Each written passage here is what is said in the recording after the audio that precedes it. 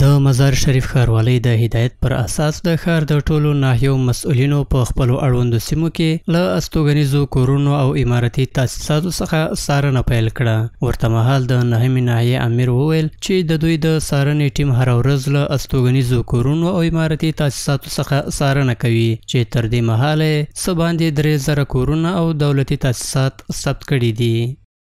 3500 خانه تقریبا رهایشی، تجارتی، صنعتی تقریبا منازل شدگی ثبت شدگی است. بسته در امارت نایی نهم تقریبا 12,500 خانوار ما در امارت نایی نهم داریم.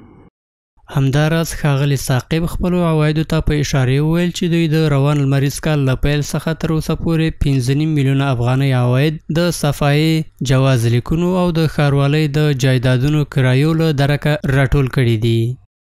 از شروع 14 سدوسی تا حال الحمدلله عواید ما بسیار زیاد شده گشت. تقریبا 5.5 میلیون عواید ما از بابت صفایی جواز کرای موقت تکس از همی چار منبع عواید ما افزایش پیدا کردگی است که در سیستم IPMS یا در سیستم بانک جمعآوری شدگی است انشالله.